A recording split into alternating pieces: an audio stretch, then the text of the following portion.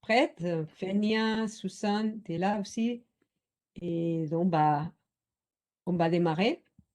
Vous savez, aujourd'hui, c'est la deuxième journée de ce webinaire, mais c'est la journée en français, sauf les présentations qui sont les mêmes en anglais, mais on va expliquer tous les détails en français. Et donc, pour démarrer, je vais commencer pour partager mon écran.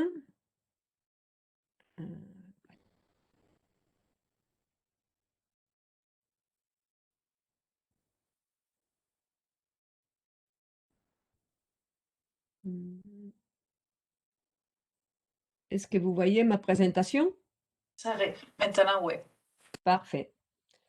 Alors, donc, bon, voilà, c'est un webinaire qui est organisé dans le projet de gouvernance des océans de l'Union européenne en collaboration avec l'Office français de la biodiversité et MEDPAN. Et, pardon, le problème.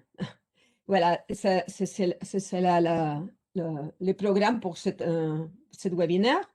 Donc d'abord, je vais faire une petite présentation de qu'est-ce que c'est le projet de gouvernance d'océan pour donner un petit peu un regard général et que vous pourrez comprendre quel est le cadre dans lequel on organise ça. Après aussi du point de vue de MEDPAN et du point de vue de l'Office français de la biodiversité. Et on aura deux présentations techniques aujourd'hui. La première, c'est le progrès pour l'établissement des critères standardisés à l'échelle mondiale pour la désignation de zones importantes pour les tortues marines.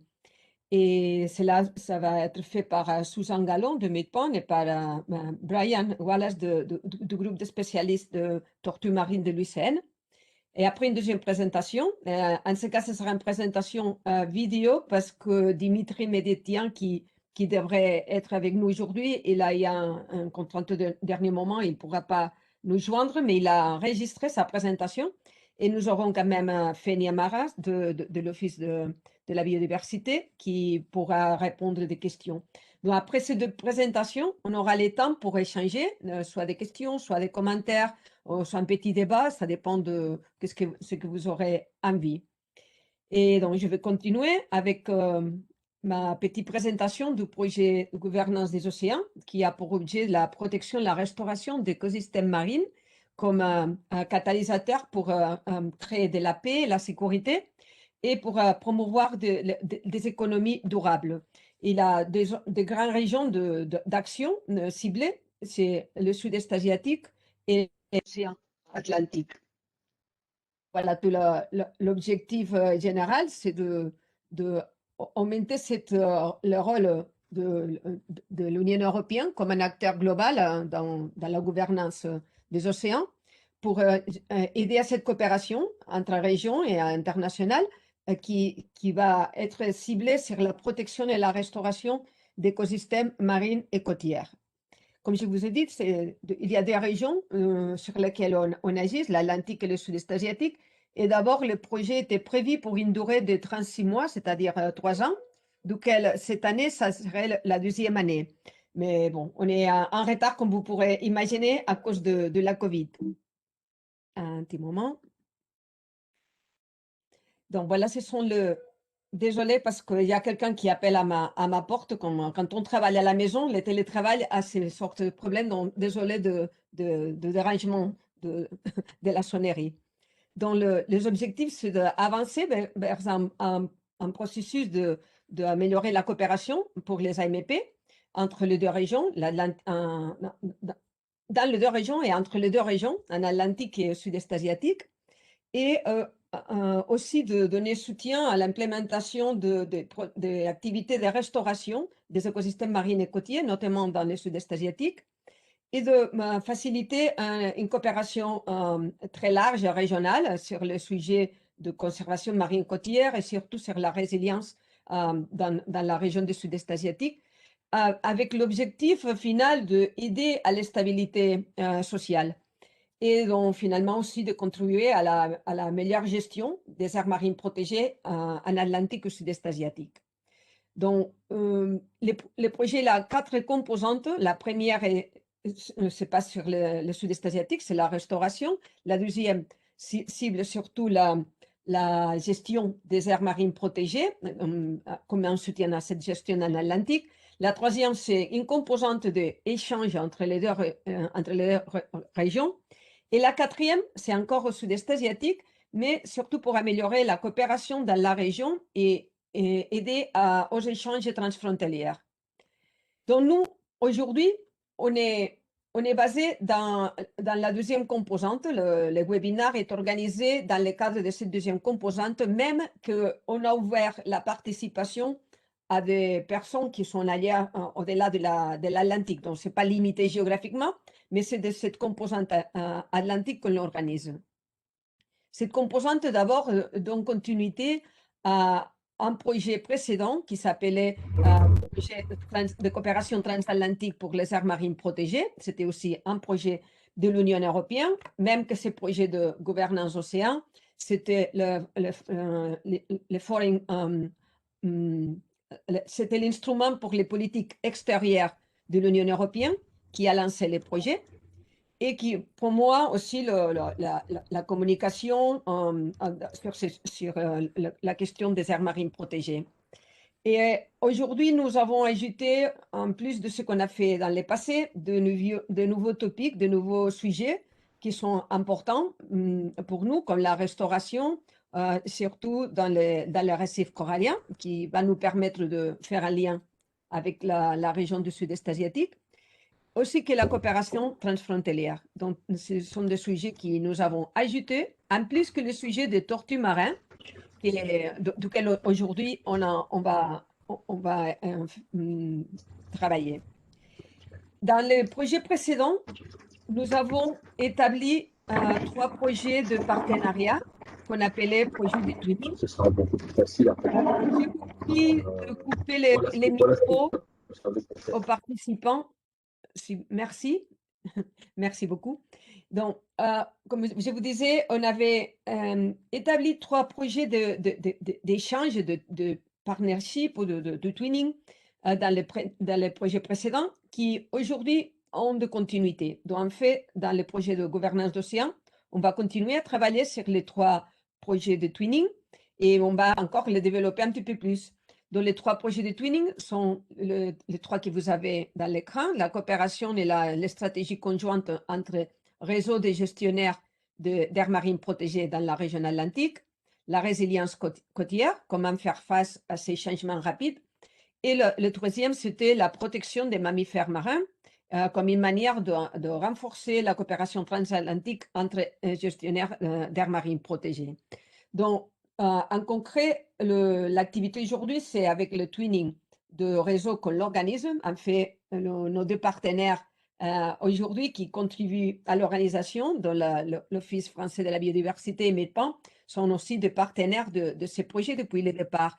Mais il faut dire aussi que le sujet de la protection des tortues n'est pas limité à l'activité de ce twinning. Donc, les copains et les partenaires des autres du twinning, ils y travaillent aussi, parce que c'est un sujet aussi très intéressant, soit du point de vue des actions de résilience, qui va affecter aussi la conservation de ces espèces, soit à partir de l'expérience dans le twinning des mammifères marins, en ce qui concerne des espèces migratrices, dont les tortues font partie de ce groupe d'espèces, même que les mammifères marins. Et l'expérience de ce twinning, c'est aussi très intéressant pour pouvoir l'appliquer dans les cas de tortues dans l'avenir. Donc, les 3 twinning, d'abord, ils avaient un nombre limité de partenaires. Dans le passé, c'était exactement ce que vous voyez sur la carte. En orange, c'était les partenaires du twinning réseau. En bleu, les partenaires du twinning mammifères marins. Non, pardon, résilience. Et en vert, ceux de twinning mammifères marins.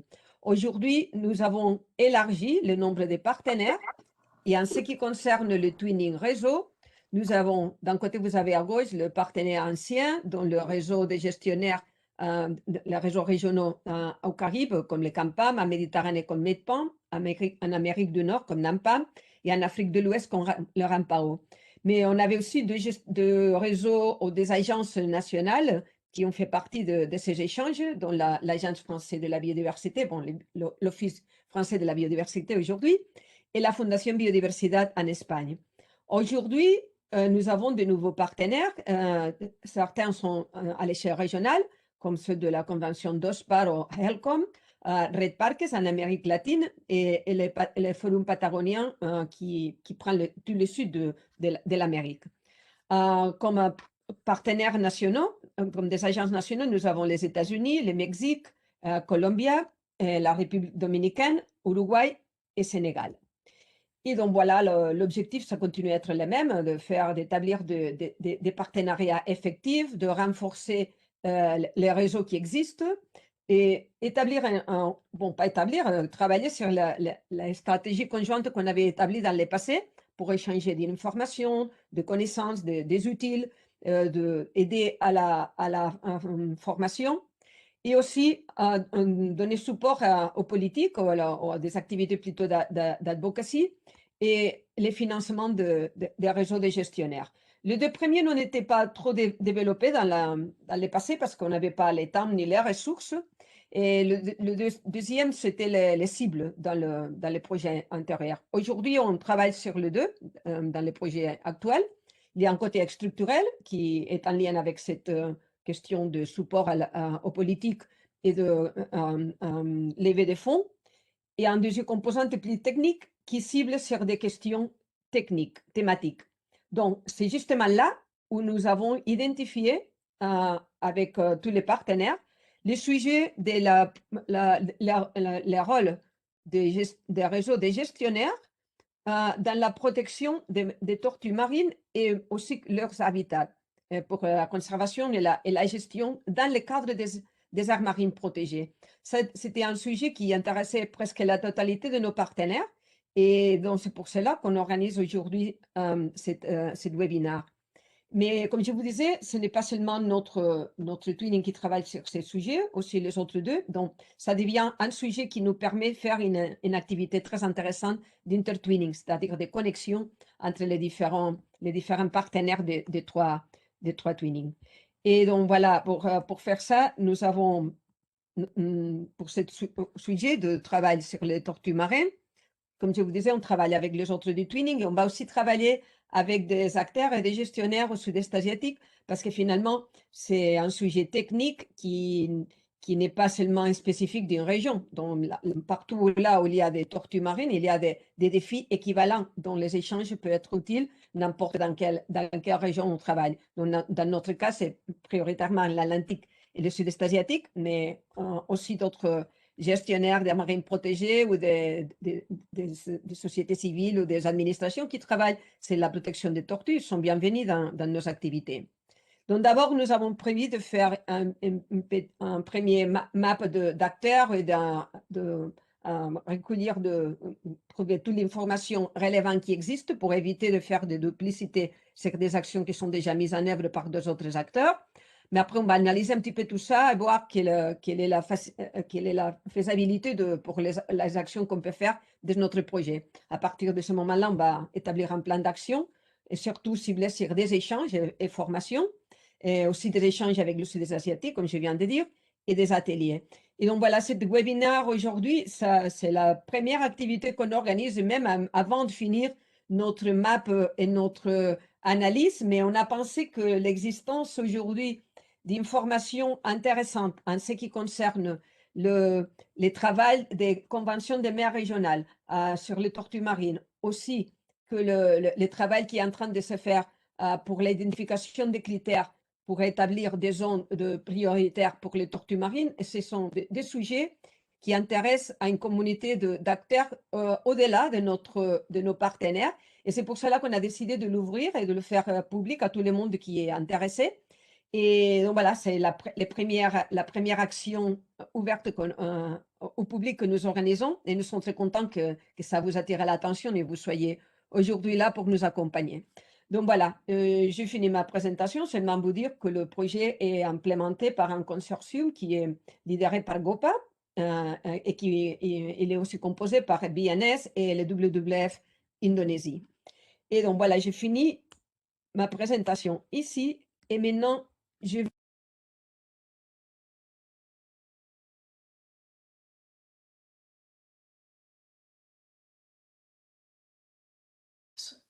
Excuse-moi, Pourquoi tu as été muté? À qui tu as passé la parole, s'il te plaît? J'ai passé la parole à Susan. Merci Pourri. Bonjour à tous, bon après-midi. Donc, je suis Suzanne Gallon, responsable scientifique à MEDPAN, MEDPAN qui est le réseau de gestionnaires d'aires marines protégées en Méditerranée. Donc, on est partenaire du projet Ocean Governance que Pourri vous a présenté là. Et donc, on est ravis de vous accueillir, oui, pour ce webinaire. Donc, MEDPAN avait la chance déjà de faire partie de la première phase du projet Ocean Governance et maintenant désormais sur cette deuxième phase. Donc, dans la première phase, on était vraiment très impliqués sur tous ces réseaux d'AMP puisque MEDPAN est un réseau d'aires marines protégées. Et pour cette deuxième phase, on en profite aussi pour partager notre retour d'expérience par rapport à la thématique des tortues marines, puisque c'est intéressant de voir que dans la phase 2 là, du projet Ocean Governance, il y a des gestionnaires de tous côtés de l'Atlantique et du Sud-Est qui ont identifié les tortues marines comme un sujet, voilà, les rassemblant sur lesquels ils avaient besoin d'échanger. Et effectivement, c'est un sujet sur lequel nous, en Méditerranée, les gestionnaires ont également identifié ce besoin d'échanger, de se rassembler pour avancer sur cette thématique et comment mieux protéger ces espèces mobiles, voilà, qui utilisent temporairement des AMP autour de la Méditerranée. Donc, depuis 2017, MEDPAN a un groupe de travail sur les tortues marines. Et puis, on fait aussi partie de différents projets à différentes échelles sur la conservation des tortues marines, dont un projet financé par la MAVAC, qui est aussi dans sa phase 2, qui a débuté en 2017 et là, il y a la phase 2 depuis 2020. Donc voilà, je vais vous en dire un petit peu plus dans ma présentation. Donc, je ne vais pas tout vous dévoiler tout de suite. Mais voilà, c'est un plaisir d'être là cet après-midi et on sera disponible après pour répondre à vos questions.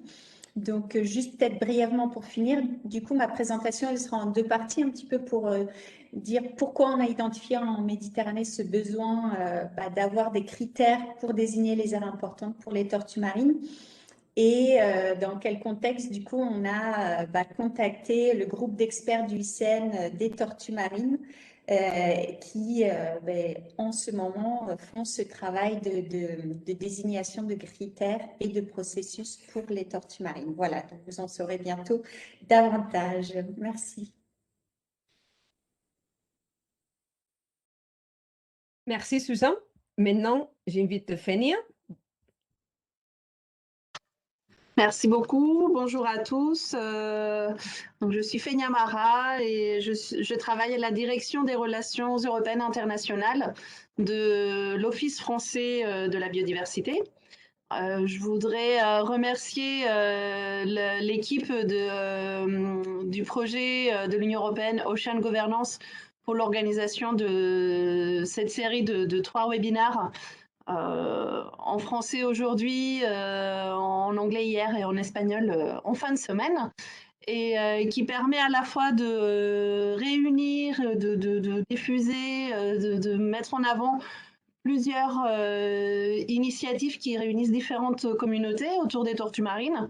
La communauté scientifique, le groupe d'experts, mais aussi les réseaux de gestionnaires et des acteurs régionaux et locaux, mais également de jouer son rôle de réseau et de partager avec d'autres réseaux de gestionnaires d'aires marines protégées, et également avec le partenariat des agences des aires marines protégées. C'était deux canaux auprès desquels nous avons diffusé l'organisation de ces 2 webinaires.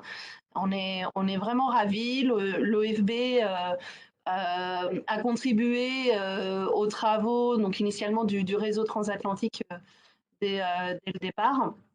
Et nous remercions aussi la Commission européenne qui, par ce soutien renouvelé avec le projet Ocean Governance, reconnaît le rôle clé que jouent les réseaux de gestionnaires d'aires marines protégées à ces différents niveaux de coopération locale, nationale, régionale et globale également. L'Office français de la biodiversité, l'OFB, est un nouvel établissement qui a été créé en janvier 2020, qui reprend en continuité les missions qui étaient celles des établissements qui le composaient précédemment, de façon historique, l'Agence des aires marines protégées. Mais sa mission est de protéger, de restaurer la biodiversité et d'assurer ce continuum terre-mer. Et je pense qu'avec les tortues marines, aujourd'hui, on a une espèce emblématique pour cela. C'est un établissement public sous la double tutelle du ministère de l'Environnement et du ministère de l'Agriculture et de l'Alimentation. Et bien sûr, dans ses missions qui lui sont confiées par la loi, l'OFB soutient la coopération régionale et le développement des initiatives stratégiques internationales. Donc c'est avec grand plaisir qu'aujourd'hui nous partageons les travaux qui ont été menés par Dimitri Medetian qui vient de finir son stage donc à la direction des relations internationales sur les tortues marines, la coopération régionale et notamment donc, pour aujourd'hui les conventions, les dispositifs de protection spécifiques aux tortues marines dans les conventions de mer régionales. Alors, il n'est pas avec nous aujourd'hui parce que cette semaine il est en cours, mais il a enregistré sa présentation et elle sera diffusée pendant le webinaire. Et voilà, c'est quelqu'un de très motivé. Le stage est parti d'une candidature spontanée. C'était un grand plaisir de travailler avec Dimitri. Je le remercie pour la qualité de ses travaux. Par ailleurs, la France joue un rôle important. Enfin, en tout cas, elle a une responsabilité aussi à assurer vis-à-vis des tortues marines, puisque 6 des 7 espèces des tortues marines vivent à un stade de leur vie dans les eaux sous juridiction française, donc y compris dans nos outre-mer. Et la France a déjà 23,5% de ses eaux territoriales qui sont protégées, avec, donc, comme je le disais, un réseau d'aires marines protégées, incluant les territoires ultramarins qui représentent une richesse en termes de biodiversité marine exceptionnelle. C'est pour cela que l'OFB est attaché d'une part à la coopération régionale et à faciliter la mise en œuvre des engagements de la France dans les conventions de mer régionales, mais aussi à donc, renforcer les partenariats à l'international. Et donc, l'OFB contribue aussi aux travaux pour développer les critères d'identification des aires d'importance pour les tortues marines, les IMTA. Donc avec cette région pilote, ce qui se passe en Méditerranée. On suit ça avec grande curiosité. Peut-être le préciser, ce sera certainement redit aussi pendant nos échanges, mais que les IMTA sont le résultat d'un processus scientifique d'identification de ces aires d'importance. C'est un processus scientifique qui vient en appui à la décision, à la prise de décision aux décideurs pour que ce soit effectivement pour créer des aires marines protégées ou pour la planification spatiale marine ou d'autres outils d'organisation internationale ou régionale. Mais l'identification de ces aires d'importance ne constitue pas la désignation d'aires protégées à proprement parler. C'est peut-être quelque chose à garder en tête. Et donc, voilà, nous souhaitons que nos échanges pendant ce webinaire soient riches et utiles aussi pour vous. Donc, n'hésitez pas à nous faire un retour sur vos propres expériences, les enjeux que vous faites face éventuellement pour la gestion des tortues marines dans votre aire marine protégée ou dans vos régions. Nous sommes preneurs aussi de vos retours d'expérience. Merci beaucoup à tous pour votre intérêt et participation aujourd'hui. Merci beaucoup. Et bon, on y va directement avec la présentation sur ces aires d'intérêt pour les tortues. Susan, tu as la parole. Merci, oui, et merci Fenia. Alors,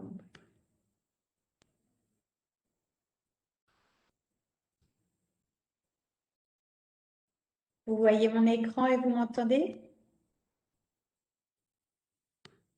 Parfait. Du coup, hop, rapidement, on va se plonger dans le cœur du sujet sur ces aires importantes pour les tortues marines. C'est quoi? Pourquoi? Un petit peu.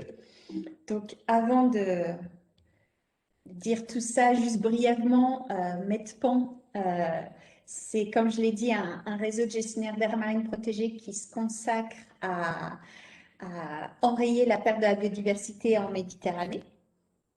La mission de Medpan, c'est de contribuer activement à la mise en place d'un système d'AMP méditerranéen représentatif, connecté, intégré et idéalement géré efficacement grâce à une mise en réseau forte et active des gestionnaires d'AMP, donc c'est vraiment un réseau humain, et de tous les acteurs à tous les niveaux qui contribuent à améliorer les connaissances et les capacités de ces AMP en Méditerranée.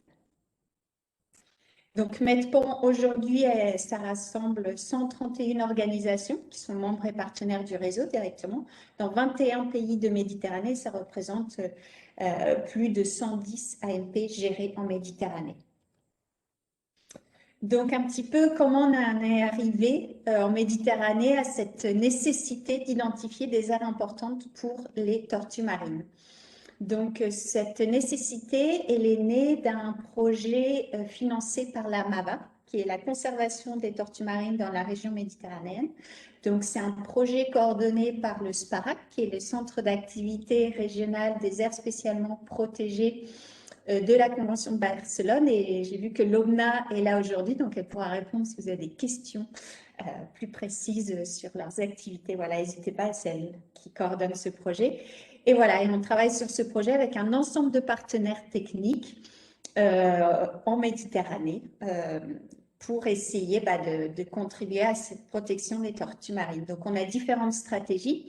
Et l'un des axes stratégiques, c'est d'accroître les connaissances, parce que pour bien protéger, il faut connaître aussi cette espèce qu'on veut protéger pour savoir où et comment on peut mettre des mesures de protection en place.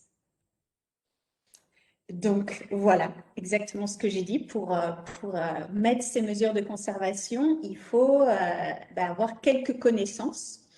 La première, c'est de connaître la répartition et l'abondance de la population qu'on veut protéger. C'est aussi connaître les activités clés de leur cycle de vie, c'est-à-dire où est-ce qu'elles se reproduisent, où est-ce qu'elles s'alimentent, voilà, quelles sont les routes de migration qu'elles utilisent, et c'est ces zones-là qu'on va essayer de protéger en priorité. Ensuite, il faut aussi identifier les pressions qui s'exercent sur elles pour prioriser un petit peu les actions qu'on va mettre en place. Et une fois qu'on a rassemblé ces connaissances, on peut ensuite identifier et mobiliser les moyens existants qu'on a à notre disposition ou aller en chercher d'autres pour mettre en œuvre des mesures de conservation. Donc voilà, il y a tout un volet connaissances et ensuite des outils pour mettre en œuvre ces mesures de conservation.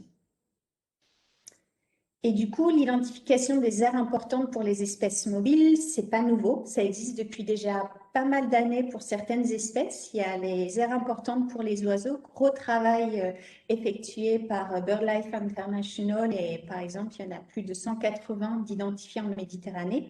Et plus récemment, il y a un groupe d'experts du ICN des mammifères marins qui ont identifié des critères et un processus pour désigner les aires importantes pour les mammifères marins. Et le premier atelier de désignation d'aires importantes pour les mammifères marins, il y a eu lieu en 2016 et en Méditerranée. Et depuis, voilà, ça s'est étendu un petit peu à d'autres régions du monde. Donc maintenant, pour la Méditerranée, on a ces cartes pour les aires importantes pour les mammifères marins et pour les oiseaux. Et pourquoi c'est important? Parce que comme l'a mentionné brièvement Fénia, en fait, ces informations, enfin ces aires importantes, elles servent d'information pour, pourquoi pas, désigner voilà, des nouvelles AMP, mais pas que, ça peut être une des utilisations de ces zones. C'est vraiment une information qui peut être utilisée aussi pour identifier d'autres mesures de conservation qui seraient pertinentes pour la protection de ces espèces mobiles. Donc, ça peut être pour la création de réserves de pêche, pour des zones de PSSA, les zones maritimes particulièrement vulnérables, ou tout autre outil pertinent de conservation qui s'appliquerait à ces espèces. Et bien entendu, ils permettent aussi d'informer les AMP et les réseaux d'AMP si elles mettent en place les mesures aux endroits qui sont les plus pertinentes pour ces espèces. Là, j'ai aussi brièvement mentionné que, par exemple, dans la nouvelle stratégie européenne pour 2030, il y a un des axes principaux qui est de protéger 30% de l'espace marin européen. Et ils ont identifié dans les outils pour atteindre ces 30%, par exemple, toutes ces sources d'informations, ces couches d'informations que sont les IBA, les KPA et les IMA, donc tout ce qui est aire importante pour différentes espèces. Donc voilà, mais à l'heure actuelle, on n'a pas ça pour les tortues marines. Donc voilà, il nous manque cette couche d'information qui nous dirait, voilà, où est-ce que sont les aires importantes pour les tortues marines en Méditerranée. Pour l'instant, voilà, on a des informations sur les aires marines protégées en Méditerranée, sur aussi des mesures de conservation qui sont mises en place ici ou là. Mais dans le projet Mava Tortue, avec l'ensemble de nos partenaires qui travaillent aussi, pas seulement dans les AMP, mais à l'extérieur des AMP, c'était de pouvoir un petit peu faire un état des lieux de nos actions en Méditerranée sur les tortues marines et de pouvoir dire est-ce qu'on fait ce qu'il faut là où il faut. Et du coup, c'est ces aires importantes pour les tortues marines qui nous manquaient pour répondre à cette question. Du coup, pour aller chercher cette couche d'information, on a regardé un petit peu ce qui s'était fait sur d'autres espèces et on en est venu aux mêmes conclusions que pour identifier ces aires importantes pour les tortues marines, il faut un processus scientifique, donc basé sur des connaissances scientifiques. Idéalement, via un processus standardisé, normalisé, international, pour après qu'il soit plus facilement adopté par des conventions internationales. Et ensuite, que ce soit également un processus transparent et ouvert que tout le monde qui ait des connaissances puisse y contribuer.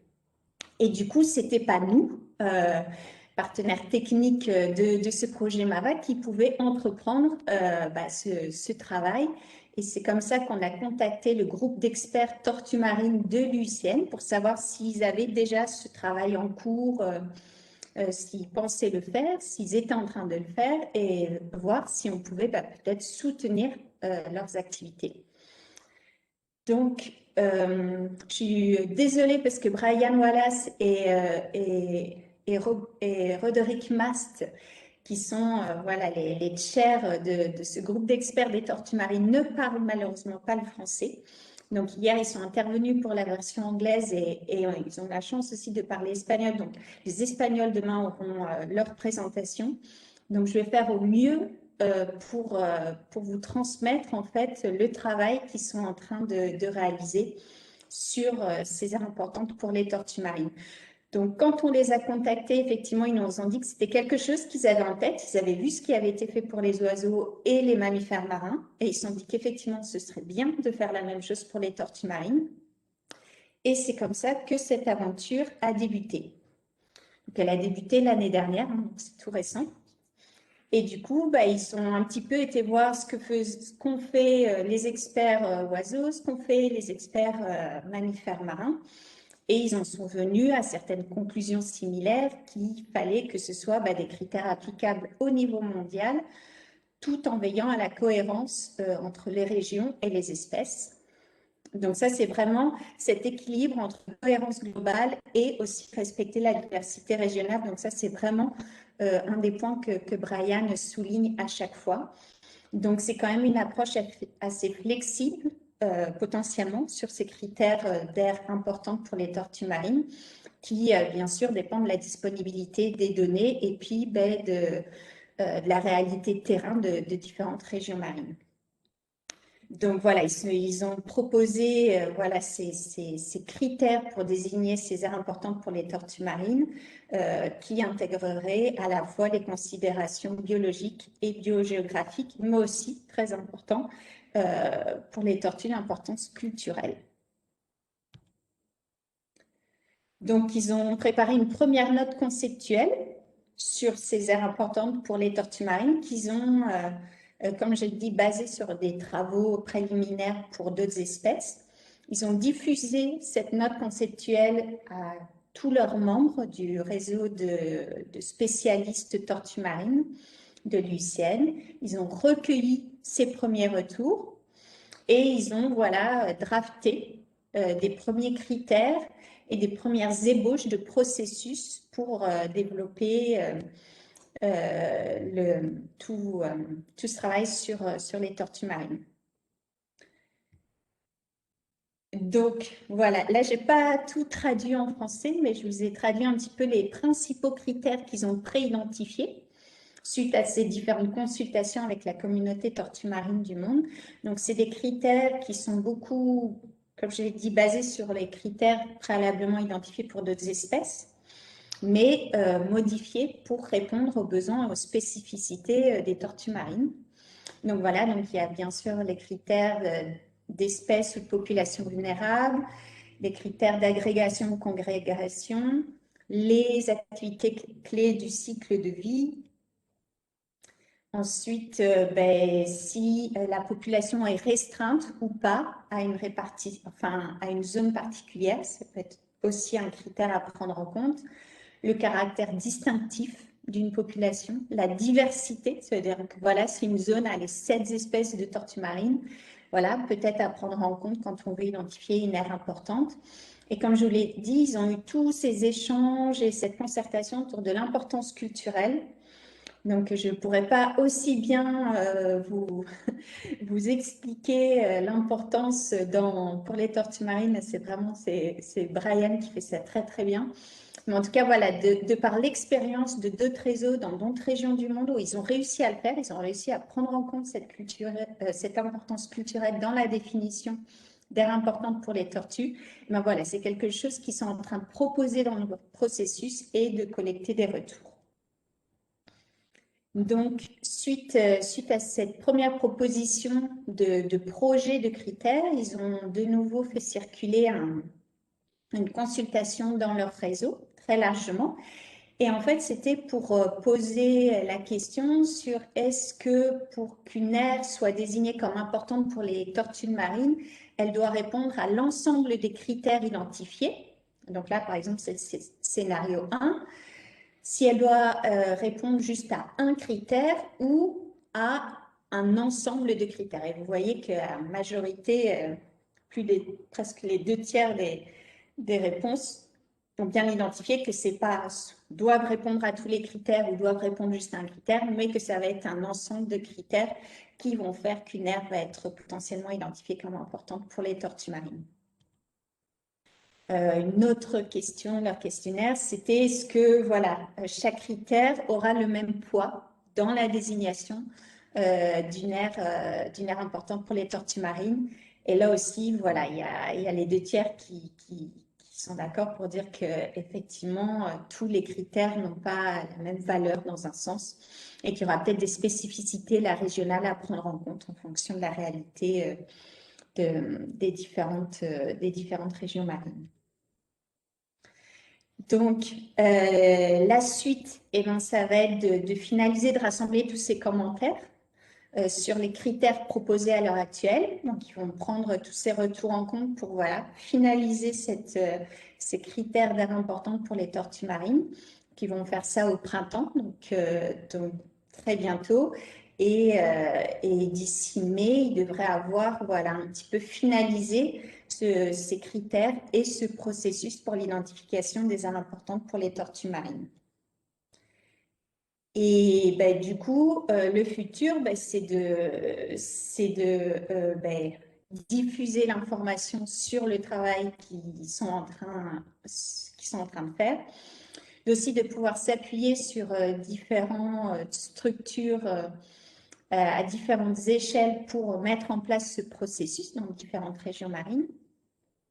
Et aussi de beaucoup s'appuyer justement sur les différentes régions, sur leur réseau, parce que même si, comme dans le cadre des aires importantes pour les mammifères marins ou des oiseaux, il y a un peu des critères standardisés globaux, il y a une réalité régionale à prendre en compte et c'est pour ça que dans la désignation d'aires importantes dans une région marine, c'est vraiment l'expertise régionale, donc ceux qui connaissent bien la réalité terrain qui pourront un petit peu alimenter et participer en fait à ce processus. Donc voilà, ils ont des idées pour commencer ce processus dans certaines régions marines.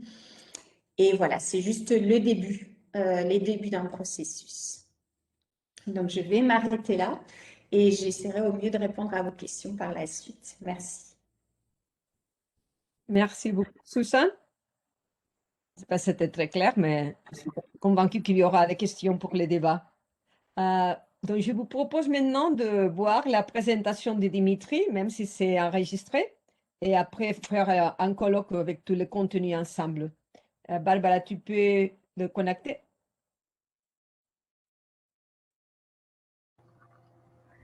Bonjour à toutes et à tous, je suis Dimitri Médetian, étudiant ingénieur en ingénierie de l'environnement à AgroParisTech, et je vais vous présenter les travaux que j'ai menés dans le cadre de mon stage sur le statut des tortues marines dans les conventions de mer régionales, stage que j'ai effectué de septembre 2020 à février 2021 à l'Office français de la biodiversité sur le site de Brest. Voici les conventions de mer régionales sur lesquelles j'ai pu travailler. Donc, toutes ces conventions ont été signées par la France, sauf sur le territoire de la convention d'Abidjan.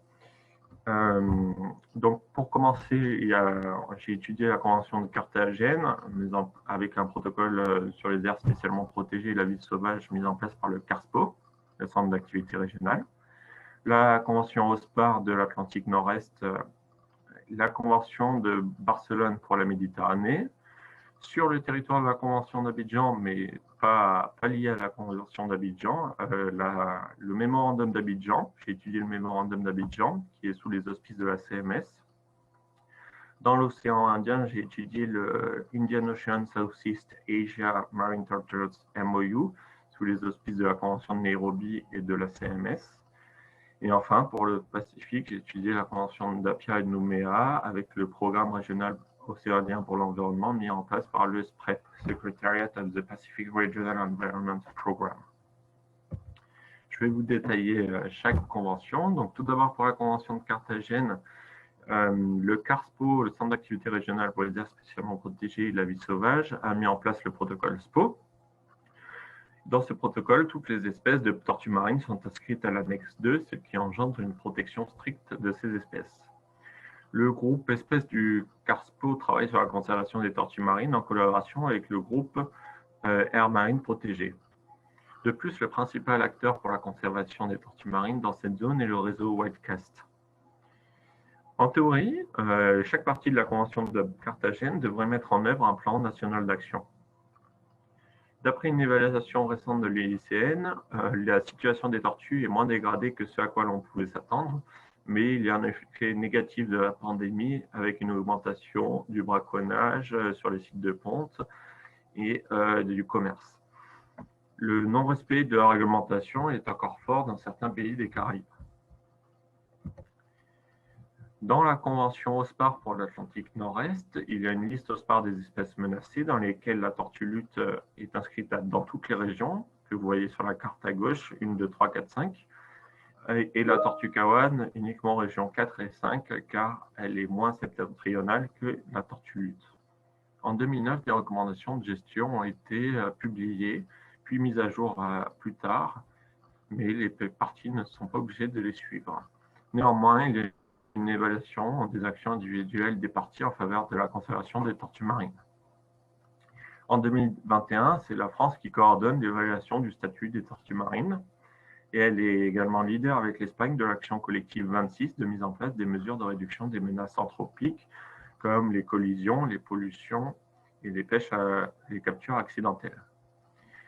Enfin, dans ce cadre, il va y avoir une rédaction d'un bilan des actions existantes et la création d'un groupe d'experts, le Sea Turtle Expert Group. Dans la convention de Barcelone, qui fonctionne un petit peu comme la convention de Carthagène, il y a une mise en place par le Centre d'activité régionale des aires spécialement protégées à Tunis d'un plan d'action pour la conservation des tortues marines de Méditerranée dans le cadre du programme d'action stratégique pour la conservation de la diversité biologique. Dans ce cadre, des publications de lignes directrices et de recommandations ont été faites et le CARASP adopte une approche écosystémique. En outre, un nombre important de personnes ont été formées sur le terrain et il y a également eu des études sur les interactions avec la pêche. Globalement, les pays méditerranéens sont bien impliqués dans la conservation des tortues marines, mais il y a une nécessité de développer encore des centres de soins et des réseaux d'échouage. Donc, sur les territoires de la Convention d'Abidjan, mais pas liés à la Convention d'Abidjan, il y a le mémorandum d'Abidjan qui a été pour la conservation des tortues marines, qui a été signé en 1999 et qui compte 23 pays signataires.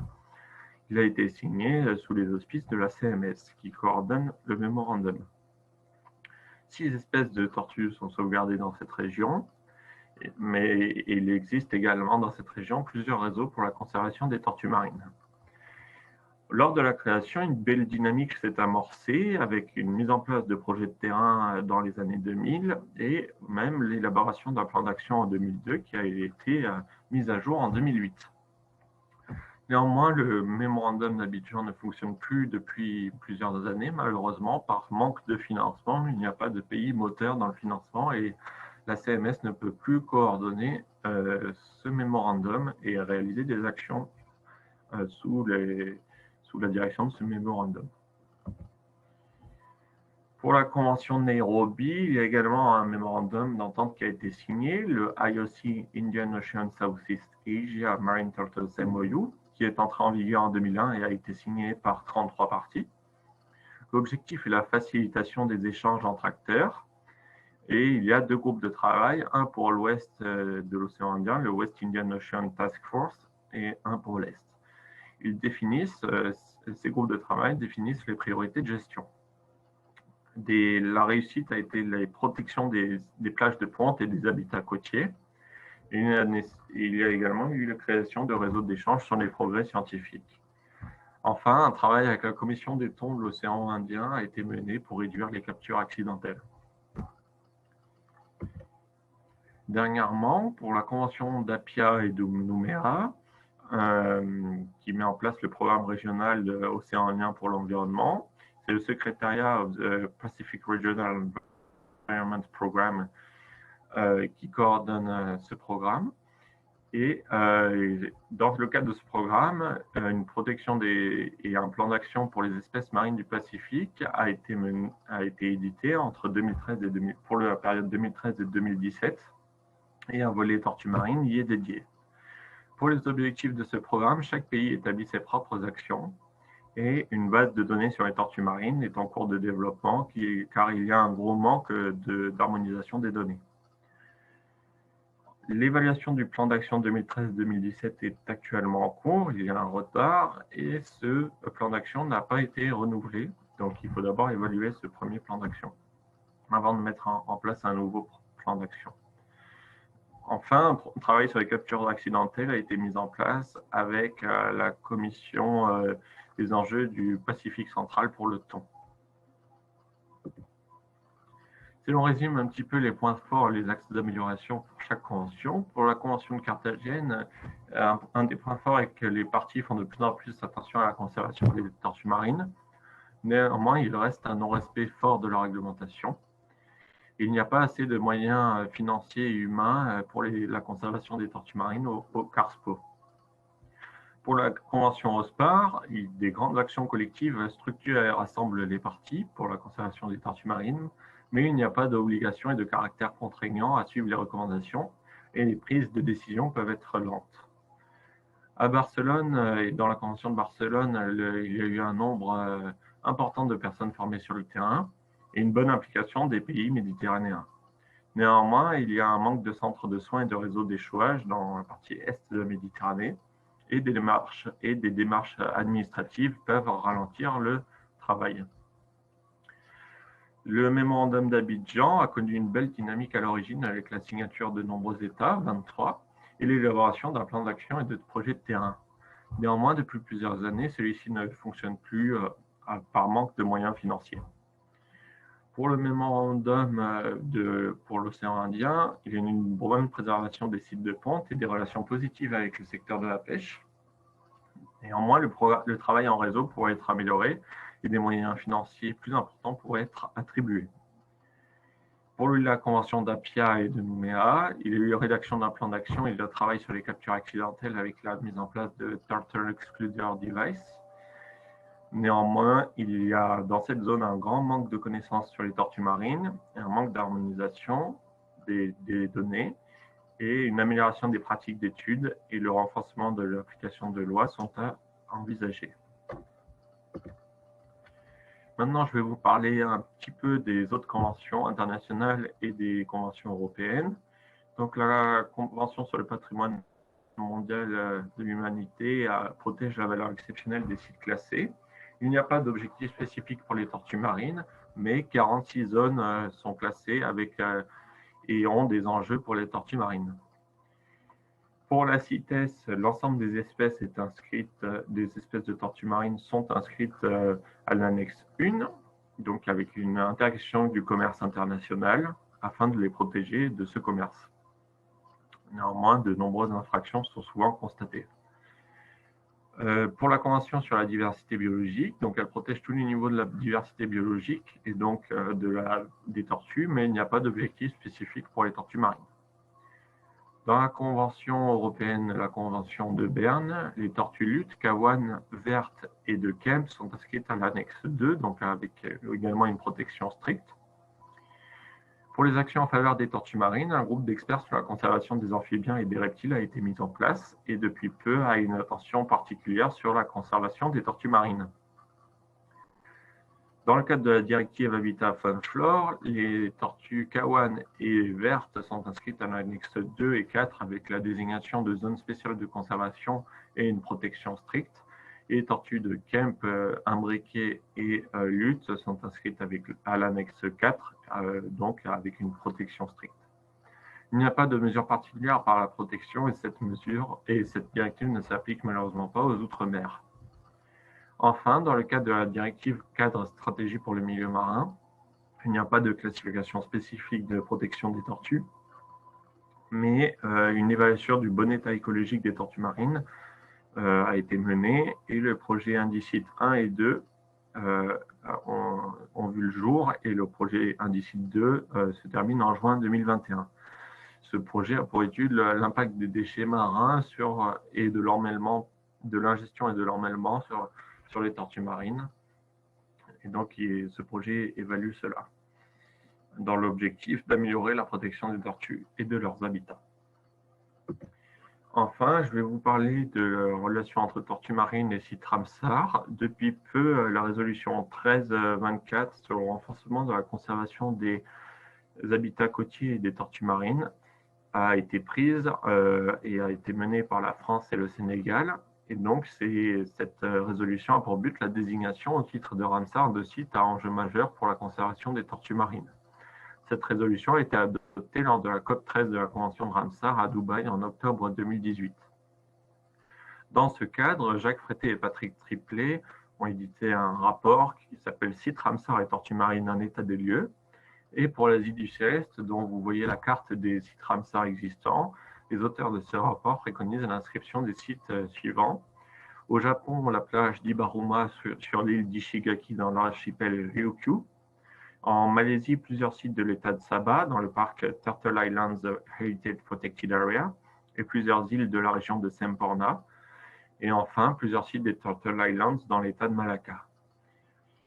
Par ailleurs, au Sri Lanka, les zones humides côtières incluant la lagune de Rekawa et son système de canaux pourraient être classées. Et enfin, plusieurs plages dans les hotspots de Rekawa et Godawaya pourraient également être inscrites.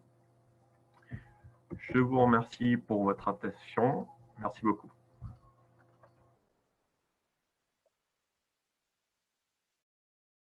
Merci Dimitri, même qu'il n'est pas là.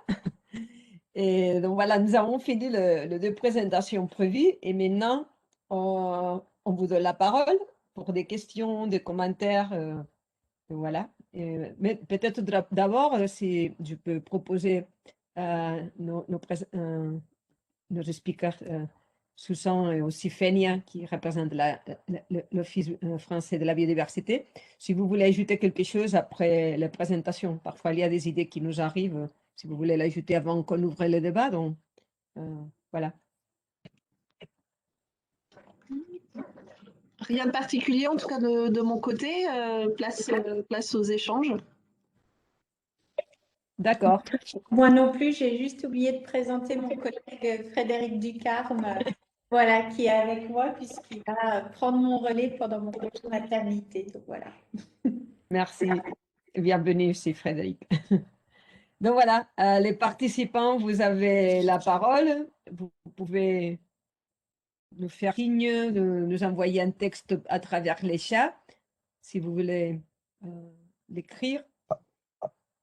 Merci, bonsoir, selon que vous Merci de soyez. vous présenter. Merci de vous présenter, s'il vous plaît. Voilà, moi c'est Momodou Sidibé. Je suis le directeur des aires marines communautaires protégées au niveau du Sénégal. Donc, je travaille au niveau du ministère de l'Environnement et du Développement durable. Donc, je m'occupe de la gestion de l'ensemble des aires marines au niveau du Sénégal.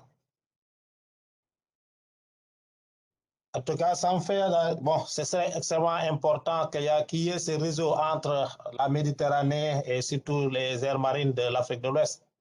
Et c'est extrêmement important pour nous. D'autant plus que dans le cadre, par exemple, de la conservation et même de la protection des tortues, l'ensemble de nos sites, parce que nous, la chance qu'on a ici, l'ensemble des sites fréquentés par les tortues marines sont à 90% protégés, font partie des aires marines protégées. Donc, c'est l'ensemble des côtes, donc de Saint-Louis chez nous et jusqu'en Casamance. Donc, c'est les zones protégées qu'on retrouve souvent ces tortues marines et qui sont suivies par les agents. Donc, depuis. Donc, ne serait-ce que pour cette année, nous avons eu à peu près 183, par exemple, donc, nids qu'on a déjà comptabilisés et qui ont été suivis jusqu'à leur éclosion et jusqu'à leur départ en mer. Donc, présentement, et il y a aussi des actions de sensibilisation que nous menons auprès des populations parce que jusqu'à présent, on reconnaît quand même qu'il y a quelques actes de braconnage, mais c'est tellement isolé et des actions de sensibilisation sont en train d'être menées avec les populations. Donc, même, et l'avantage pour nous, c'est surtout qu'on travaille avec des populations. Et c'est les populations même qui travaillent directement à côté de leurs frères, de leurs sœurs, etc. Donc, pour les sensibiliser pour la protection de ces tortues marines-là. Et c'est ça qui est extrêmement important pour nous. Donc, ça fait des années donc, que nous nous occupons de la conservation de ces tortues marines-là. Je pense que c'est à peu près ce que je peux dire par rapport à ça. Donc, c'est-à-dire que pour les aires marines protégées, nous avons au total 21 aires marines protégées au niveau du Sénégal. Donc, y compris celles que je gère, donc moi j'ai déjà 14 et il y a 3 qui sont en cours de création présentement, donc ce qui vont nous amener à 24-25 aires marines protégées, donc dans le cas, et qui s'occupent tous de la protection des tortues marines. Merci. Merci beaucoup. C'est très intéressant pour nous d'entendre ce qui se passe au Sénégal, de savoir exactement comment vous gérez pour vos travaux sur les AMP pour la protection des tortues marines. Merci beaucoup. Je ne sais pas si mes collègues veulent faire quelques commentaires par rapport à la dimension plus technique et les liens entre le travail que M. Sidibé vient de nous raconter et le travail des maires des conventions régionales ou les critères des INTA.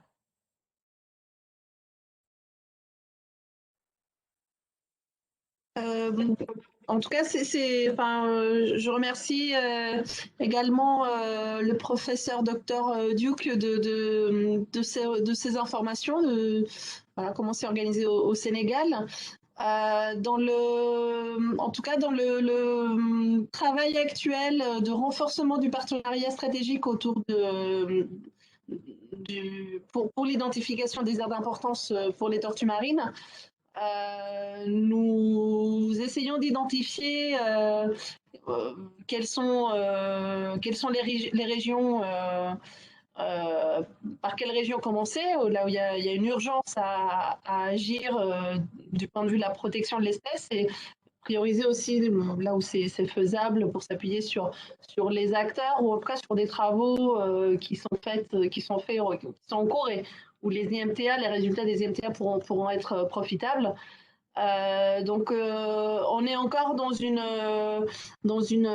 configuration à géométrie variable. Rien n'est encore inscrit dans le marbre. Et donc, on est vraiment preneur de tout retour, de tous les retours qu'on peut avoir du terrain, de ce qui se fait dans les différentes régions et mers régionales pour pouvoir axer les activités du partenariat à venir avec le groupe d'experts tortues marines dans les mois et années à venir. Merci beaucoup.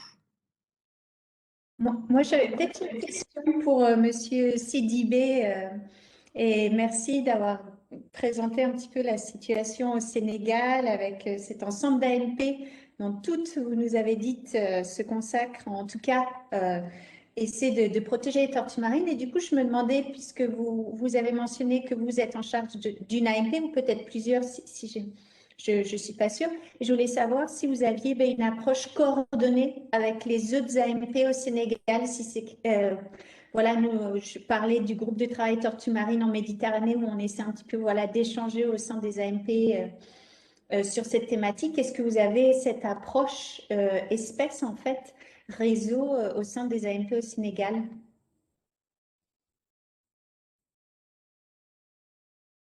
Merci.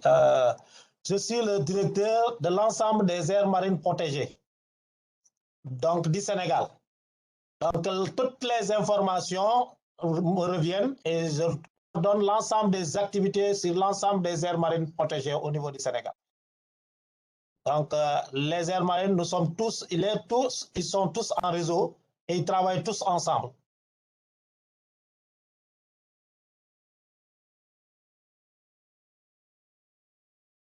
Merci beaucoup de la réponse. Moi, j'avais noté que Lobna du CARESP voulait prendre la parole. J'ouvre, oui. Merci, Peri. Allez, vas-y. Donc, c'est Lobna Ben Nakhla du Centre d'activité régionale pour les aires spécialement protégées.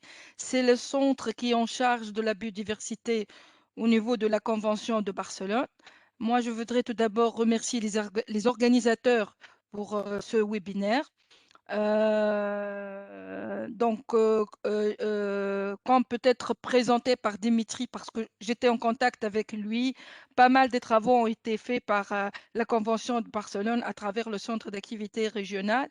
Ça fait un bon moment qu'on coordonne plusieurs activités au niveau des pays de la Méditerranée et surtout pays du sud de la Méditerranée pour mettre en place des programmes de surveillance, surtout de la nidification. Et depuis 2017, comme informé par Suzanne, le projet MAVA nous a permis de renforcer ce travail au niveau donc des pays du Sud, en plus de partenaires qui travaillent en Grèce et en Turquie et même en Albanie. C'est-à-dire, moi, j'estime maintenant qu'on a un, un ensemble de données qui pourra être vraiment utilisé pour identifier les IMTA en Méditerranée. Parce que là, ça fait un bon moment qu'on travaille en Méditerranée et pas mal d'experts et même un réseau d'experts est bien établi au niveau de chaque pays. Et là toujours, je disais, pour le sud de la Méditerranée, mais je suis aussi sûre qu'au niveau du nord, comme la France ou l'Espagne, ces réseaux d'experts est déjà existant. Donc, on est aussi partenaire à ce travail d'identification de critères et on appuie le processus lui-même qui est lancé par le groupe de spécialistes IUCN. Et l'idée vraiment, c'est de les accompagner dans ce processus et d'arriver à la fin à faire l'exercice pour la région Méditerranée tout en ayant et utilisant les données qu'on vient de collecter, qu'on est en train de collecter pour le suivi de la nidification des tortues marines, mais aussi avec l'appui de MAVA toujours, et puis avec quelques aussi projets européens, on est en train d'évaluer l'interaction avec les activités de pêche. Il y a un gros projet qui évalue la question de bycatch, se déroule depuis 2017 en Tunisie, Maroc et Turquie, et même d'autres pays maintenant ont joint ce grand projet au niveau de la Croatie, Malte, je crois, Espagne. Et du coup, donc là, maintenant, on est on aura d'ici 2022 plus de données sur l'impact des activités de la pêche sur surtout les espèces vulnérables, y compris les tortues marines. À part ça, à travers ce projet MAVA, on est en train aussi de renforcer les activités et les réseaux de chouage des tortues marines. Donc, je crois que d'ici 2022, on aura un ensemble de données sur la distribution et les causes de mortalité des tortues marines en Méditerranée. Donc, voilà, donc moi, je suis sûre qu'en tenant ce partenariat créé dans le cadre de MAVA avec les principales institutions, acteurs en Méditerranée et en continuant cet partenariat, on arrivera et on sera parmi les régions qui établiront les MTA en Méditerranée. Voilà, donc je suis disponible pour fournir d'autres clarifications ou informations. Et merci. Merci beaucoup, Lobna. Je pense que ce que tu viens de dire, c'est très intéressant. C'est lié notamment avec l'activité de la pêche, qui en Méditerranée est assez intensive, mais un petit peu partout, hein. La question du bycatch, c'est très important je pense, de chevaucher la carte de zone avec le plus haut niveau des bycatch et la zone des IMTA, parce que ça nous donnerait vraiment une idée très bonne de où est-ce qu'il faudrait agir en priorité, et pas nécessairement pour la désignation des AMP, mais par la bonne gestion des outils de pêche.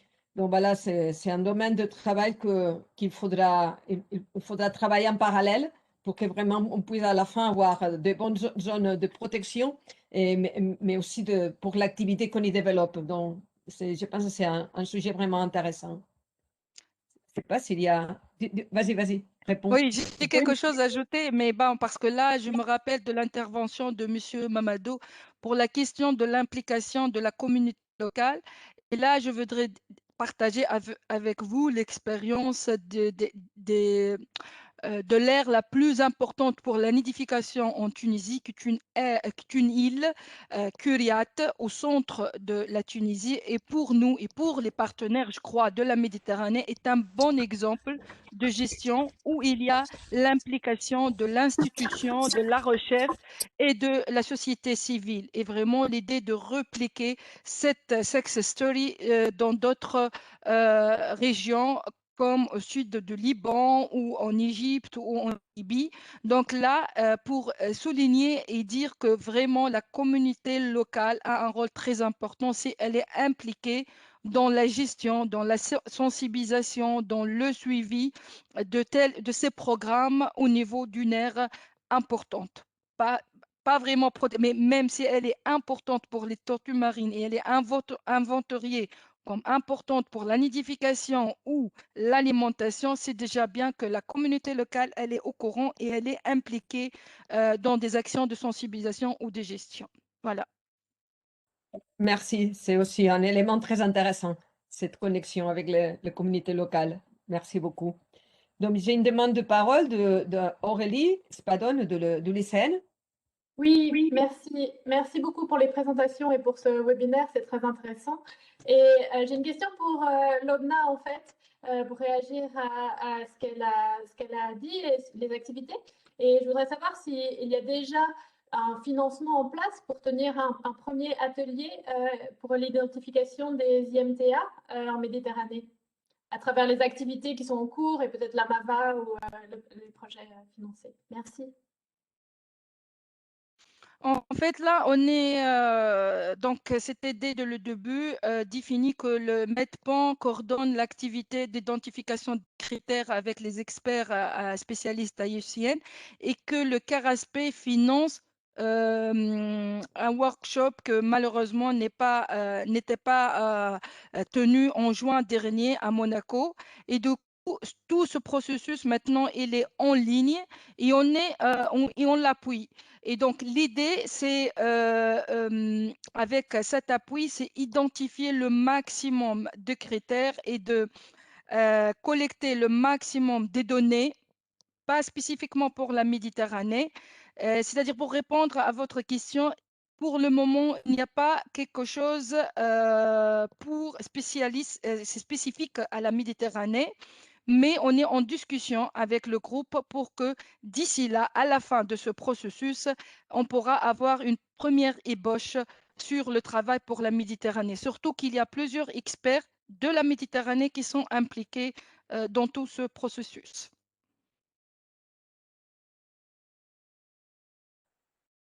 Merci. Est-ce qu'il y a d'autres questions? Je ne vois pas. S'il y a quelqu'un que je ne vois pas, merci de parler directement. Oui, bonjour, vous m'entendez? Oui. Bonjour, donc Jessica Crillon, je suis chargée de mission patrimoine naturel au Parc naturel marin de la Martinique. Donc vraiment merci pour cette réunion, surtout en français, moi qui suis si mauvaise en anglais, je suis enfin heureuse de pouvoir échanger avec tout le monde. Et en effet, alors nous, on est vraiment au début, enfin on vient de terminer notre plan de gestion qui vient d'être validé, donc pour nous c'est très important, ces logiques de réseau évidemment, surtout sur la Caraïbe, parce qu'on a déjà beaucoup d'activités comme vous avez pu le remarquer. Sur les enjeux qui nous concernent actuellement, c'est vrai qu'on est une aire marine protégée, mais en réalité, dans les faits, je trouve que ça serait intéressant de savoir, dans toutes les aires marines protégées dont vous avez parlé, qui sont mises en réseau, qu'est-ce que c'est qu'ils ont vraiment limité ou qu'ils ont mis en place pour protéger les espèces. Parce que nous, par exemple, pour l'instant, on est dans une aire marine protégée, mais sur certaines zones d'alimentation ou certaines zones de ponte, on a encore des activités qui sont quand même assez néfastes pour les espèces, énormément de dérangements. Encore un peu de braconnage aussi qui est visible.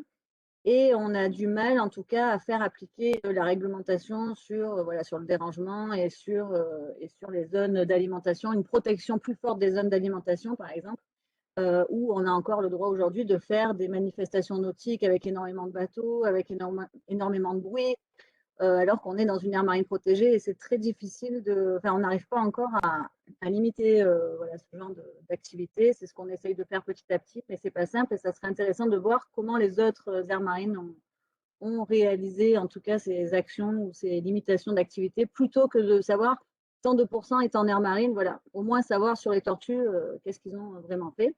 Et ensuite, là, on a un nouveau débat là, qui se pose avec la DEAL sur les DEP, donc c'est-à-dire c'est les dérogations espèces protégées, parce que on a forcément dans notre plan de gestion, on a mis 0 dérangement des espèces protégées, ce qui est de la loi normalement, sur les tortues et les mammifères marins, où nous avons des gros soucis sur la réglementation. Et malheureusement, on a aussi autorisé en Martinique certaines études qui sont intéressantes, en tout cas, qui ont permis de faire des captures, recaptures de tortues marines. Mais on échange avec la Guadeloupe, qui eux nous disent qu'ils n'ont pas accepté du tout ces DEP. Et en Martinique, on commence à se poser la question, est-ce que vraiment on peut autoriser à faire 60 captures, recaptures pour mettre en place pour faire des études avec le CNRS. Donc voilà, on s'est rapproché du comité d'éthique du MNHN. On commence à avoir un sujet important parce qu'il y a beaucoup de personnes qui sont un peu choquées sur le territoire qu'on accepte certaines choses comme ça dans une AMP, même si c'est sous couvert de la recherche. Donc il y a ces questions qui se posent et j'aurais aussi, je pense qu'un réseau, ça serait super intéressant de pouvoir en discuter ensemble, savoir qu'est-ce qu'en pensent les autres territoires, qu'est-ce qu'ils ont mis en place concrètement pour voilà, limiter la dégradation de nos espèces. Merci beaucoup. Les deux sujets dont vous avez parlé sont très intéressants. Au-delà de ce que peuvent vous répondre nos collègues, moi je note les deux questions parce que je pense qu'on peut peut-être organiser dans les mois à venir avec les réseaux qui participent et les gestionnaires qui participent dans le projet de gouvernance d'océan des colloques, des échanges spécifiques sur ces sujets. En fait, nous sommes en train de collecter ce qui existe de plans d'action, d'activités que les différents pays font pour les tortues marines. Et je dois dire que dans la zone du Caraïbe, de l'Amérique centrale, il y a eu pas mal de réponses. Donc, peut-être dans la même région, ce serait plus intéressant de trouver un moment pour échanger et que vous pourrez vraiment poser la question à des gestionnaires d'autres sites dans votre région qui peut vous donner des bonnes idées. Et donc, voilà, moi, je note les questions. La question de comment appliquer la réglementation, c'est l'enforcement. C'est toujours le grand défi des aires marines protégées, pas seulement pour les tortues, mais pour l'ensemble des limitations. Mais aussi la question des permissions de capture pour des questions de recherche. Et ça, c'est une autre dimension qui a un côté tout à fait scientifique de données, de voir l'impact, et un autre côté qui c'est plus éthique et même social, parce que tu peux arriver à voir dans des zones où il y a une certaine tradition de temps en temps pêcher une tortue pour la manger, je ne sais pas si c'est le cas là-bas, chez vous, mais dans d'autres zones, c'est le cas. Tu peux les limiter là, mais après, tu les permets pour la recherche et tu vas avoir un sacré problème avec la population locale. Micro.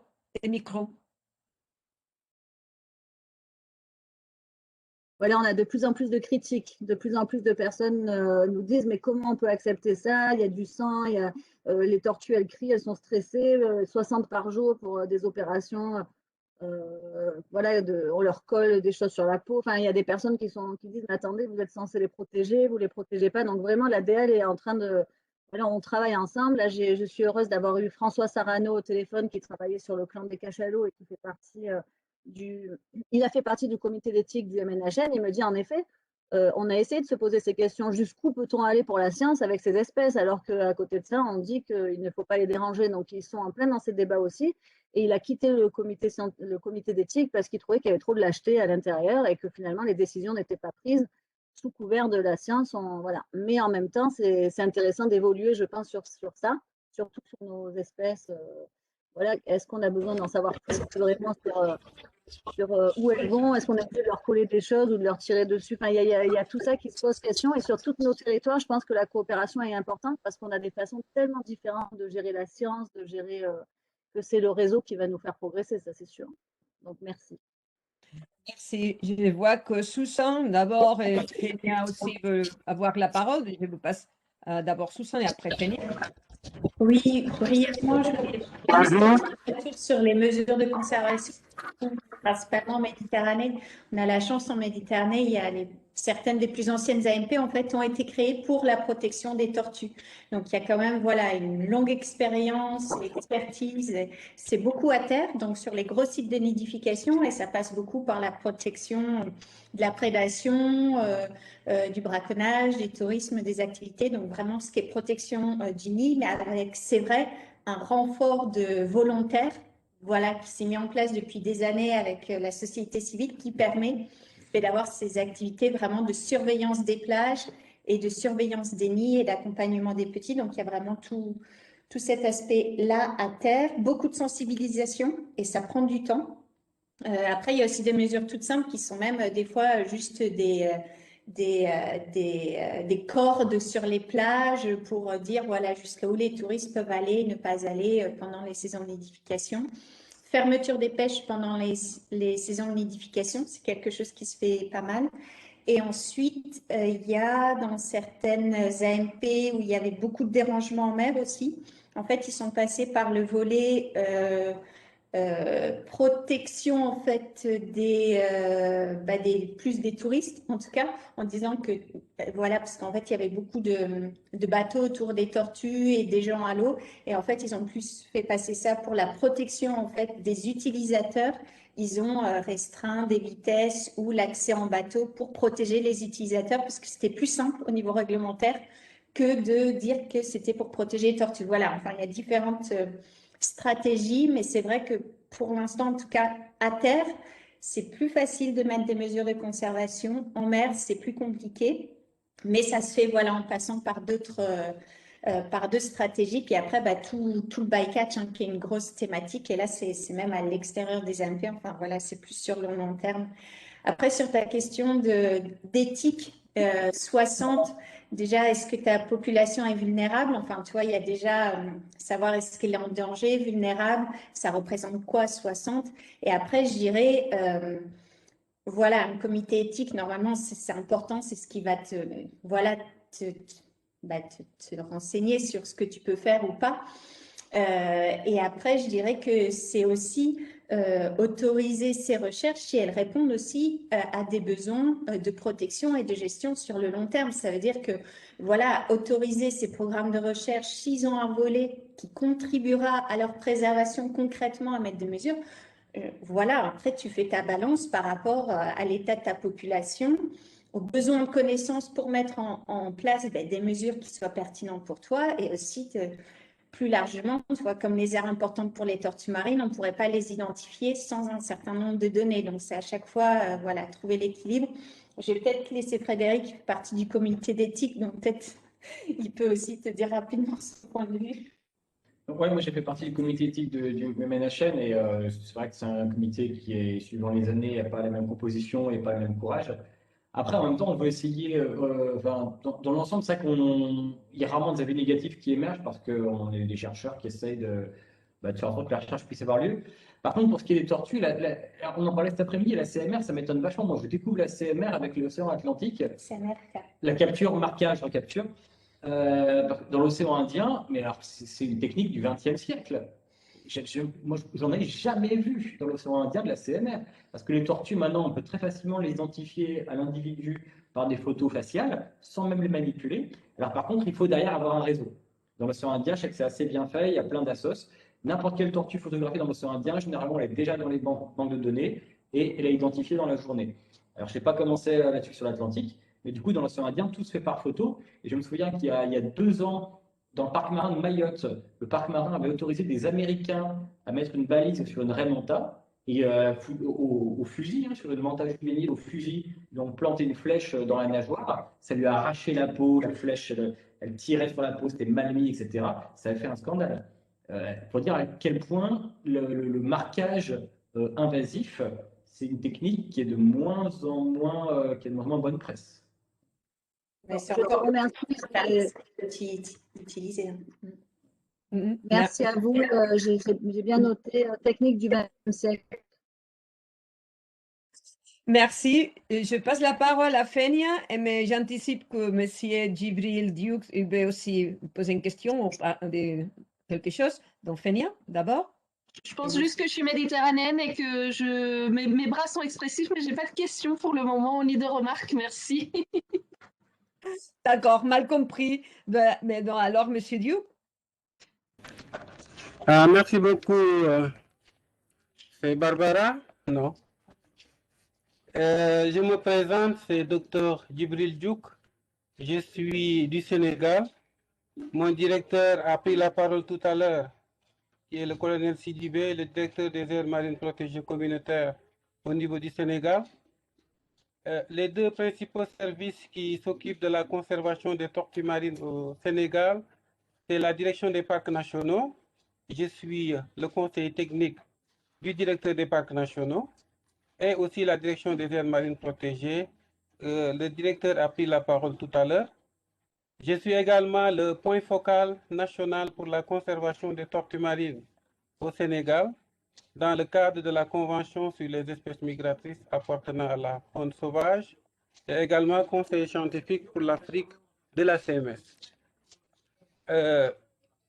J'ai écouté tout à l'heure le directeur, le colonel Sidibé. Je suis aussi en passant le coordonnateur du projet survie des tortues marines du PRCM, MAVA, au niveau national. Je coordonne depuis 2006 la conservation et le suivi des pontes de tortues marines, de la conservation des tortues marines au Sénégal depuis 2006.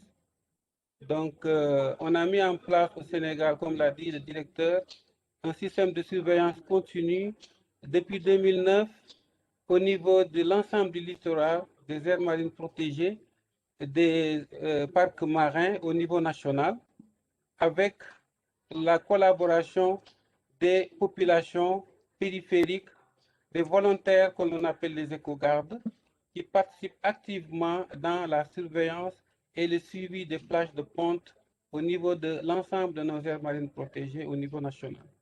Donc, depuis 2009, chaque année, ce système est mis en place à partir du mois de juin jusqu'à la fin de la reproduction au niveau national. Donc, nous faisons des rapports régulièrement que nous envoyons à la CMS. J'ai écouté la présentation de tout à l'heure. Je n'ai pas tout écouté. Il a parlé du mémorandum d'Abidjan qui ne fonctionne plus. Il a raison.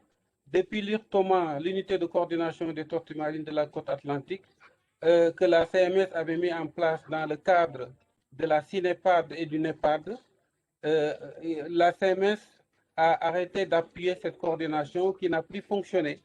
Mais au niveau pays, par exemple, au Sénégal, nous sommes membres de cette mémorandum d'entente d'Abidjan et nous continuons à travailler dans le cadre de la surveillance des tortues marines et nous continuons aussi à envoyer des rapports au niveau de la CMS. Je pense que nous avons les sites de ponte les plus au nord de l'Afrique, même si les pontes ne sont pas très importants, mais c'est des sites de ponte qu'on a, qui sont les plus au nord de l'Afrique avec la Mauritanie. Nous avons essentiellement des tortues vertes qui se reproduisent dans nos côtes. Et de temps en temps, nous avons des pontes sporadiques de tortues olivates. On a eu des nids de tortues olivates en 2011 au niveau de la langue de Barbarie. Et au niveau de Dakar, dans les plages de Yoff, nous avons de temps en temps des pontes sporadiques de tortues kawan que nous observons, mais l'essentiel de nos pontes sont représentés par les tortues vertes au niveau de la côte. Et les autres, pour les 6 espèces, au moins les 6 sont observés régulièrement. Il s'agit de la tortue verte, de la tortue kawan, de la tortue olivate, la tortue lutte et la tortue imbriquée, qui sont observés régulièrement, soit en migration, soit en échouage au niveau de nos côtes. La tortue de Kemp est signalée, mais il faut encore beaucoup d'investigations pour confirmer. Mais des informations ont été données par Frété à Joal avec des carapaces qui ont été, par exemple, ramassées au niveau de ce site. Donc je pense que c'était un peu pour compléter le directeur Sidibé sur ce que nous faisons au Sénégal. Nous avons quelques soucis puisque les nids sont souvent braconnés avec les captures accidentelles, les captures ciblées. Nous faisons beaucoup de sensibilisation auprès des pêcheurs pour un peu réduire les captures ciblées. Nous l'avons fait à Joal avec des taux de réduction de plus de 80% des pêches ciblées, puisque nous avons mis avec le WWF il y a quelques années des systèmes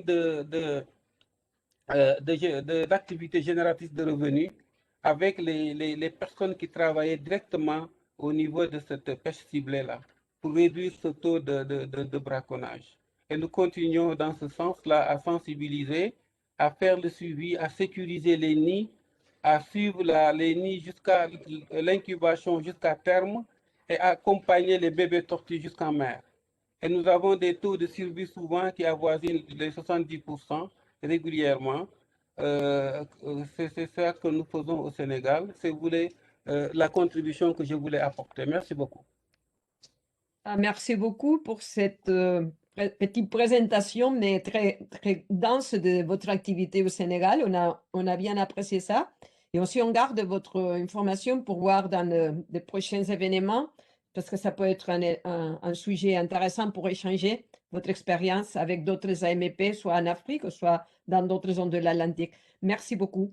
Bon, on arrive à 18 h, mais avant de faire la clôture, je vais donner la parole. Il y avait une demande de ses copains, donc je vous demande si vous voulez encore parler, de vous présenter brièvement. Merci. Oui, bonjour, Corinne Copin, Institut océanographique, Musée océanographique de Monaco. Je voulais juste revenir sur le problème en Martinique. Alors en fait, je suis pas une scientifique, j'ai travaillé sur les tortues. Je suis allée en Martinique avec, d'ailleurs, je crois que j'avais rencontré Jessica qui venait d'arriver et je connais le problème qu'elle soulève. Je voulais juste modérer un petit peu les propos vis-à-vis du scientifique parce qu'effectivement, à l'époque, il posait des balises pour différentes raisons. Il y avait en fait une étude sur les aires d'alimentation en lien avec ce que mangeaient les tortues, les espèces invasives. Et en fait, il y avait des prises de sang qui étaient faites sur les tortues. Donc, il y avait des manipulations qui pouvaient effectivement sembler importantes. Je parle de l'année où je suis allée, donc je ne sais pas maintenant comment ça se passe. C'était aussi l'objet de sensibilisation très importante qui était justement sur la plage où se passaient les manifestations, les écoles et aussi donc, je voulais juste un petit peu modérer cette mission que je connais un petit peu par ailleurs. Et je sais qu'il soulève des problèmes actuellement. Et à l'époque, voilà, c'était On ne vous entend pas. Désolé, mais la voix s'était coupée, disparue.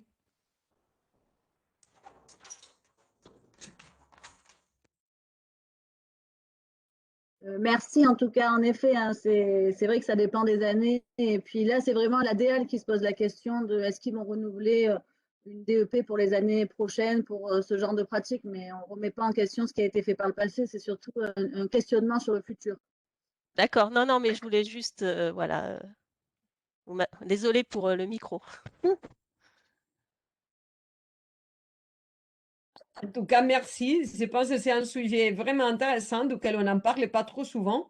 Et peut-être à un certain moment, il faudra l'aborder et voir qu'est-ce que ça donne comme débat et vraiment comment on peut aussi améliorer avec la coopération de scientifiques, la manière de faire la recherche, de faire la suivi de ces espèces. Donc vraiment, ce sont des éléments importants qui concernent la responsabilité des gestionnaires d'aires marines protégées, surtout quand l'activité se passe dans les AMP. Donc, merci beaucoup. Et donc, voilà, pour finir, je vais donner la parole encore une fois à Susan et Fenia, si elle veut ajouter quelque chose comme une petite note de clôture. Et après, je finirai la session très rapidement. Rapidement, encore une fois, un grand merci pour l'invitation à contribuer à cet échange. C'est vraiment chouette et à chaque fois, on se rend compte de l'importance que c'est d'échanger sur ces thématiques et voilà, se tenir au courant de ce qui se passe pour avancer au mieux ensemble face à voilà, tous les challenges que l'on a.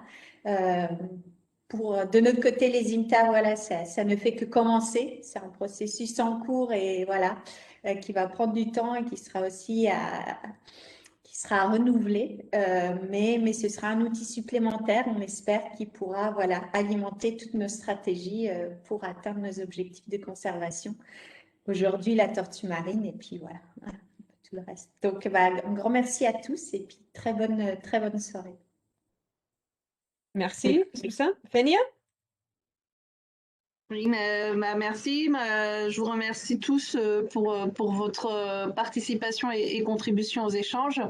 Je remercie sincèrement les réseaux de gestionnaires parce qu'il y a quand même un effet démultiplicateur.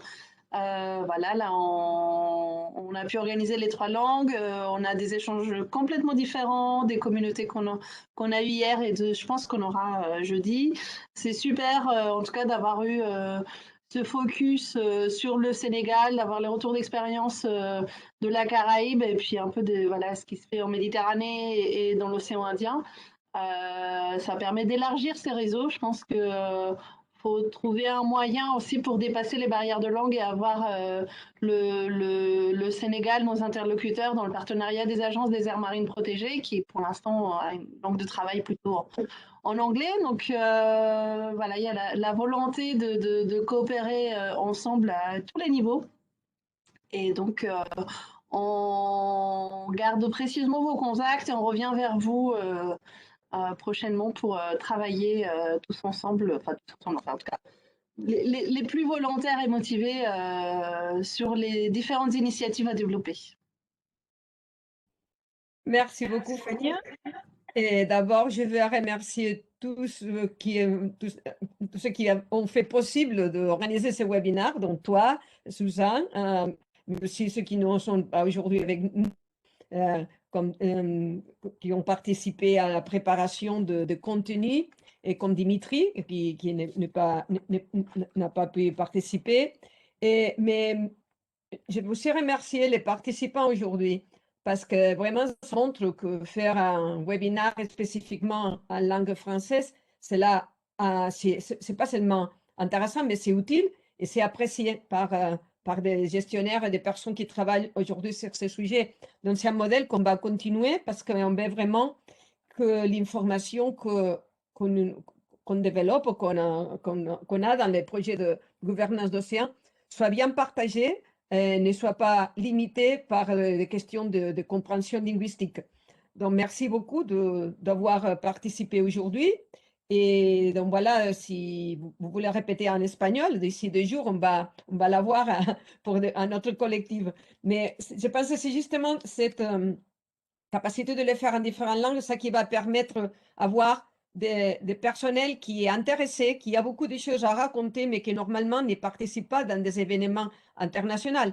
Et donc, c'est pour ça qu'on Fenia vient de dire, d'avoir des exemples des pays spécifiques, dont du Sénégal ou à Martinique ou différentes régions de la Méditerranée. Pour nous, c'est très important parce que le but de ce projet, c'est justement d'aider à la bonne gouvernance des océans, mais aussi de connecter, pas seulement des gestionnaires, mais de connecter ce qui se passe sur terrain, soit fait par des gestionnaires, soit fait par des communautés locales, soit même aussi par des scientifiques en collaboration avec des autres acteurs, avec l'échelle politique au niveau des pays, mais au niveau aussi international, comme les conventions des maires régionaux ou même la CBD.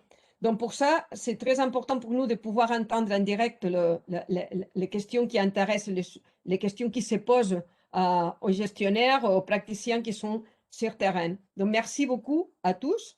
Et bon, on espère que vous serez aussi intéressés pour des prochains événements comme des petits webinaires ou des ateliers qu'on va organiser sur ce sujet. En tout cas, on a noté pas mal des idées que vous avez dit aujourd'hui. Et on verra de développer tout ça dans la période d'implémentation du projet. Donc, bon après-midi, bonne soirée, bonne journée. Ça dépend de où est-ce que vous êtes basé. Et merci encore une fois. Merci beaucoup à tous. Au revoir. Au revoir. Au revoir à tout le monde.